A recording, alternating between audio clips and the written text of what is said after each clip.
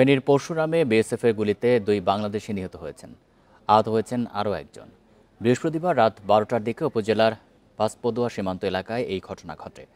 এদিকে শেরপুর ও মৌলভীবাজার সীমান্ত দিয়ে 26 জনকে পুশিন করেছে বিএসএফ। এর মধ্যে নালিতাবাড়ির নাকুগাঁও সীমান্ত দিয়ে পুশিন করা 21 জন রোহিঙ্গা।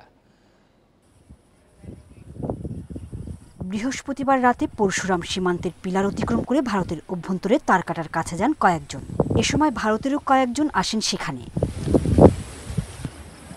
তাদের লক্ষ্য করে গুলি ছোড়েন বিএসএফ সদস্যরা।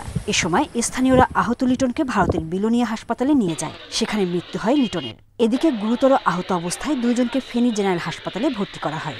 সেখানে চিকিৎসাধীন অবস্থায় মারা যান মিল্লাত। নিহত মোহাম্মদ মিল্লাত হোসেন ও মোহাম্মদ লিটন পৌরসভার বাঁশপদি এলাকার বাসিন্দা।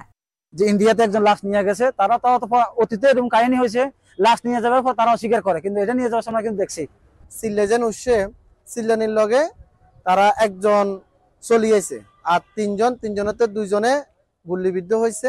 গুলিবিদ্ধ হওয়ার পরে পরশুরাম সদরে নিয়ে গেছিল। সদরে নিয়ে যাওয়ার পরে তারা ফেনী মেডিকেলে ট্রান্সফার করছে। তো একজন ফেনীতে আসার সময় মারা গেছে, আর একজনকে সাথে সাথে তারা চট্টগ্রাম ট্রান্সফার করছে। সীমান্তে বাংলাদেশি নাগরিক গুলিবিদ্ধ হওয়ার খবর পেয়ে ঘটনাস্থল পরিদর্শন করেছেন বিজিবি সদস্যরা। বিজিবি তরফ থেকে কঠোর প্রতিবাদ লিপি প্রেরণ করা হবে এবং পতাকা বৈঠক অনুষ্ঠিত হবে। বিএসএফ আমাদেরকে জানিয়েছে তারা এই বিষয়ে অধিকতর তদন্ত করে প্রয়োজনীয় ব্যবস্থা গ্রহণ করবে এবং ভবিষ্যতে এই ধরনের ঘটনা যেন না ঘটে তারা আরও বেশি সচেতন থাকবে। সীমান্তে হত্যার বিষয় তদন্ত করে ব্যবস্থা নেওয়ার কথা জানিয়েছে বিএসএফ। Independent news.